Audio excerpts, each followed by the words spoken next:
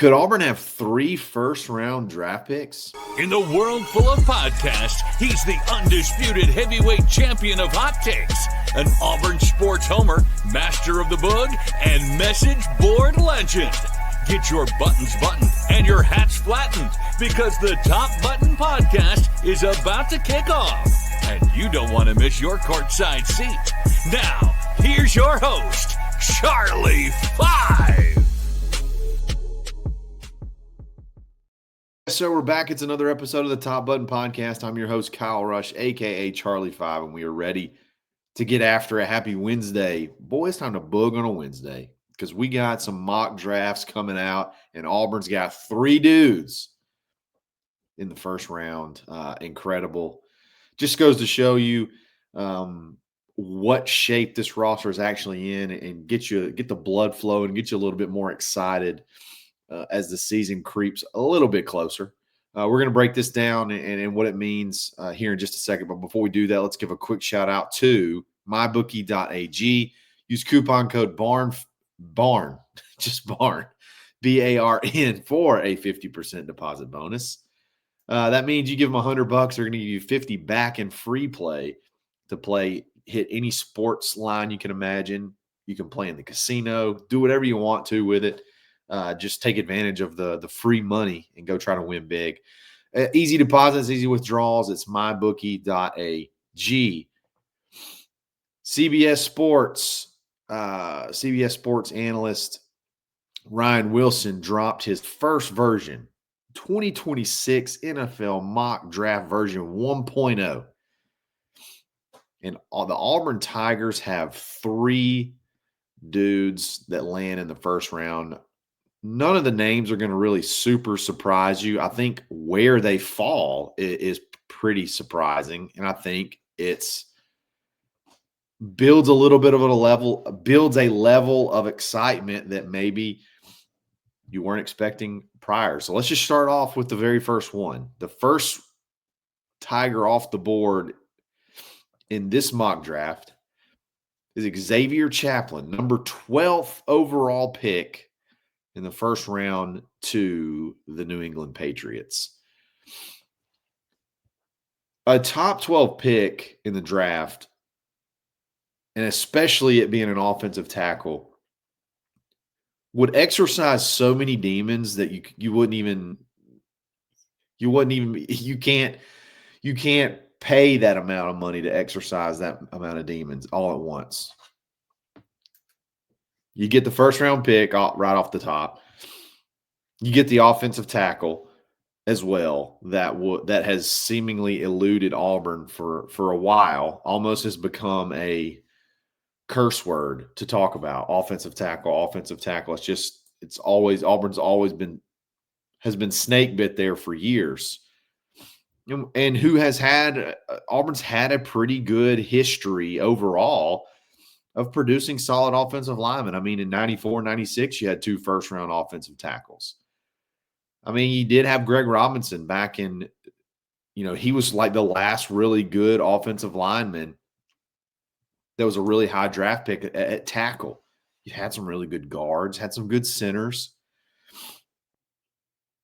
But over the last, 10-plus years, you've just sort of been in the wilderness as far as offensive tackles. Last year when Auburn added Percy Lewis, we've talked about the difference in 13th ranked portal guy versus first or second, depending on which site you're looking at. But there was no first round talk, mock draft wise, for Percy Lewis. There was Jim Nagy, he was the Senior Bowl, I don't know what you call him, president of the Senior Bowl or GM of the Senior Bowl. He had a lot of good stuff to say about Percy Lewis. And look, he's great. He's now the GM at Oklahoma. So he's really good at his job. I don't think he could predict, you can look at talent and you can look at traits. It's hard to predict will and drive on top of that. So but outside of that, there was really not a ton of NFL talk with Percy Lewis. To be able to, now you're getting first round grades out of Xavier Chaplin, I think that should give you a level of excitement even higher than maybe what you were already excited about him. And even if you were cautiously optimistic or, maybe even pessimistic a little bit about Auburn's track record there, I think this should, I don't know, make you feel a little bit better. Plus size athlete who uses his hands well, anchors well against the bull rush, and consistently moves defensive ends off the spot. Give me some of that. As good as this offensive line could be, boy, oh boy, you got to have Xavier Chaplin. You got to have him be good. And if he can be anywhere near a top 15 pick in the draft next year, that means this offensive line was really good. If that mock draft comes true, if he's I'll say this, it doesn't matter if he's anywhere in the top in the first round. He doesn't have to be top 12. If he's top 12, they're going to be really good. But if he's anywhere in the first round, that means this offensive line was really good, in my opinion. Because that means Xavier Chaplin played the whole year at left tackle, and that kept everybody else where they needed to be. We didn't have to shimmy around, move this guy here, move this guy there, duct tape it here, lick and stick there. Like we just bet we had a solid offensive line if that plays out. Can you run when you need to run and they know you need to run? And can you pass when you need to pass and they know you need to pass? That is the sign of a good offensive line. And again, if this happens, if this comes true, then Auburn had a pretty solid pretty solid offensive line. I'd be extremely fired up. The number 2 pick in the not number 2 overall pick, but the number 2 Auburn pick in this mock draft is Keldric Faulk. Keldric Faulk going number 28 overall to the Detroit Lions.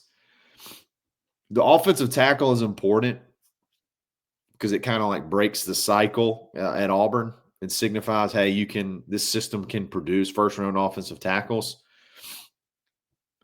But to me, Keldric Faulk is even more important. He's more vitally important to hit and be a stud and be a stud early, because this is only this would only be his 3rd year in Auburn. So 3 and done. The first kid from high school that goes in the first round under Hugh Freeze is the very first opportunity he had in the class. He had the very first opportunity to actually recruit high school kids. And the story around Keldric Faulk, committed to Florida State, ended up in the final rankings being a 5-star. Hugh Freeze gets here, battles, and then flips him at the very last moment. And he's been everything that you could want, you could ask, you could hope for out of just a guy and then out of a player as well. He's shown the ability to just take over. I would love to see that happen on a more consistent basis throughout the game. He's always been a really good player. Obviously, they're giving him the love, top, first round pick. But if he takes that next step, like I just think of the game. I think of games like Cal last year. I know that's a tough memory to want to dig back up. But there were times in that game where he was just like, okay, fine. I'm going to go make a play. Remember, Cal was kind of picking us apart. I'm going to go make a play, and there's nothing they can do about it. And he had like sacks on back-to-back plays. And he did that. He did that throughout the year at times. And it's like, man, if this kid can do this on a consistent basis, have that motor to run, I'm not saying he takes plays off, but like if he can take it to that level, he's almost unblockable. 6'6", 270. I think he dropped some weight for this year. I think he was maybe playing a little bit too big last year and still had the explosion that he had. I think he's going to be even more explosive this year. And there's been talk of experimenting with different fronts and whatnot to kind of give him a little bit more exposure, help him get in a little bit better position / situation matchups. Keldric Faulk is a difference maker, and you want to talk about impact. If you can say, this is the kind of guy that we recruit, and this is how fast we can get him into the NFL. This isn't even a full recruiting class, and we snagged a first rounder. And he's only been here 3 years. Imagine as we get entrenched, the type of talent we can produce. It's important, man. It's important when you get a 5-star. Auburn has gotten 5 stars before. Auburn is not. It's not like it's getting 5 stars is something that is necessarily rare. Like Auburn gets 5 stars, but for whatever reason, it feels like we've been snake bit by a lot of them, and we can put a long list out of guys that we're fired up about that just don't pan out. And you have other schools that, they get their 5 stars in, and those guys produce and they become, high draft picks. It's very important when you get one of those guys that you can do the things that you need to do to get them in the position to become a high draft pick. That's why they're so important, because, man, that can turn negative marketing on you, negative recruiting, negative marketing really, really quick. So to get your very first 5-star in and hopefully push him to being a number 1 first-round pick, that would just be incredible.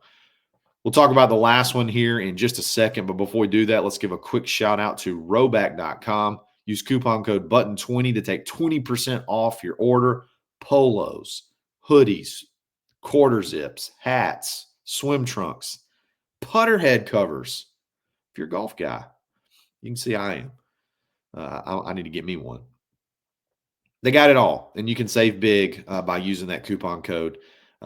Get stocked up for summer. Show them some love. It's Rhoback.com, and if you need a really good real estate agent in the Auburn, Lee County area, hit me up. You can message me on Twitter, message me on Instagram, or you can email me at krush@thekeyagency.com. Been getting a lot of emails, messages, just asking a lot of the normal questions you ask about moving to the area. And it's been fun. So I'd love to help you and your family. So give me a shout. We'll be back right after this.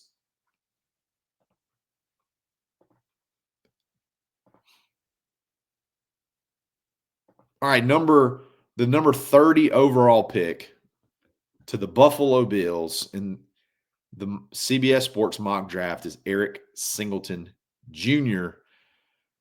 Boy, oh boy, would that be fun. I don't know why, but skill guy, having first-round skill guys is just exciting. Whether it be a quarterback, a running back, a wide receiver, doesn't matter. And Auburn hasn't had a lot of them. I think you got to go all the way back to I think it's Terry Beasley. It was the last first-round wide receiver that Auburn had. They've had had some second-round guys, had some third-round guys, but first-round wide receiver would be that would be fun. Similar to Xavier Chaplin. Let me back up. Keldric Faulk can have another good season, and it can be good for Auburn, but again, it doesn't. We've seen the defense be good and Auburn not still win games. Okay, so Keldric Faulk can have a great season, and it doesn't necessarily mean that much to wins and losses. To me, where wins and losses are going to come in 2025 is obviously on the offensive side. That's where the wins are going to come from.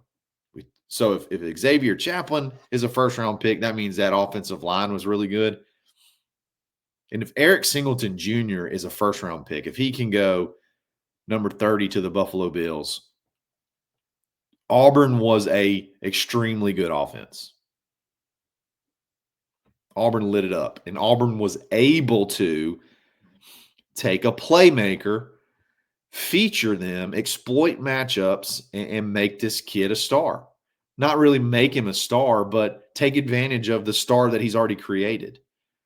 I mean, he's doing this, this publicity right here with what he's already done the past 2 seasons. It has nothing to do with, obviously, what he's done at Auburn because we haven't played yet.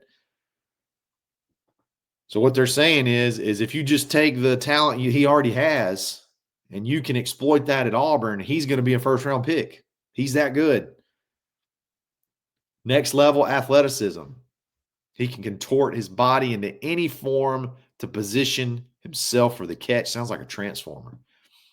And he plays with a big catch radius for his size. He has track speed out of the blocks and into the second and third levels and hits his top end in 1 to 2 steps. Lord Almighty, give me some of that. Explosive is the best way to describe his game. He can stress defenses at all 3 levels. What you got to do, Hugh Freeze? You got to take this kid and you got to stress out some defenses on all 3 levels. You got to get him to the ball out of the backfield. You got to get him the ball just beyond the line of scrimmage, and you got to get him the ball deep. And he's got all the tools to do it. How much fun would that be, man? How much fun would it be if Auburn went back-to-back 2026 draft and then turn around and do it again in 2027 draft with first-round wide receivers? Because you're going to have Cam Coleman sliding right in behind Eric Singleton Jr. in 2027. Again, defense is going to be good. Defense can be good and Auburn still be bad. We saw that last year. Offense is the key. And if these guys have anything close to this type of projection as far as their season goes and the success on the field, this Auburn team is going to be really good. The talk of, possibly going 4-2 and 5-1 in the first 6 games is not really that far out of the box. And maybe even going into the Iron Bowl at 9-2, playing for a playoff spot. If these things play out on the field this year, if this mock draft projection plays out on the field on the offensive side, this team's going to be fun, man. This team's going to be fun. I think you still give yourself credit. I don't really care the portal versus high school. You got to be. It matter. Both sides matter. Portal matters. Getting kids from the portal matters. Those kids that come to Auburn from the portal still want to know they got a chance to go to the NFL. And it's not like we're going to eventually just wean ourselves off of the portal. It's going to be a huge part of it forever and ever. Amen. So to put these guys, it doesn't matter where they come from. If you put them in the first round, it looks good. So a lot of fun stuff. It seems like it's been a while. So we've been talking about preseason poll, like Auburn being included in preseason polls, and now you're being included in preseason mock drafts in the first round. It's good stuff, man. To me, it just continues to point to the roster being at a very, very competitive level. Now all you got to do is take them and go win. Take them and develop. Take them and execute. And that points right back to coaching. So you got to do it. You've sold it for a long time. Now you got to do it. To me, it just continues to sort of ramp up the – I don't want to say pressure. Pressure always seems to me to have a negative connotation, and it should, I guess. To me, it ramps up the importance of, knocking it out, getting it done. Everybody sees it. Everybody's seeing it. Everybody's talking about it. You've done it. You've achieved what you said you had to do is rebuild the roster. And I'm going to be honest, it's really impressive, all things considered, that it's happened this quickly. And you got 3 dudes projected in the first round going into the 3rd season. That's good stuff, man. That is erasing what should be a decade's worth of futility in the hole that roster was in. You erased that in 2.5 seasons. Now you got to go do it on the field. So it's good stuff, man. What do y'all think? Should there be any other player? I think Kay and Lee could be possibly in first-round talk with a good season.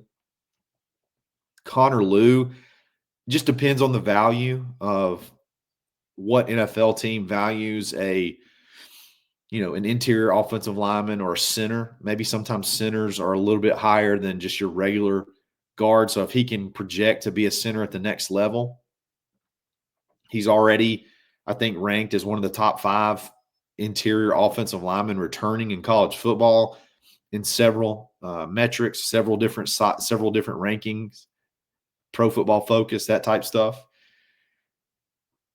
Could there be any others with some breakout seasons? We'll have to see. But regardless, this team's talented, so now you got to go do it. Guys, I really appreciate it. Let me know what you think in the comments. If you like the show, like it. If you like the channel, subscribe to it. We'll be back again soon. It's another episode of the Top Button Podcast. Stay buttoned. Thanks for listening, and drive home safely.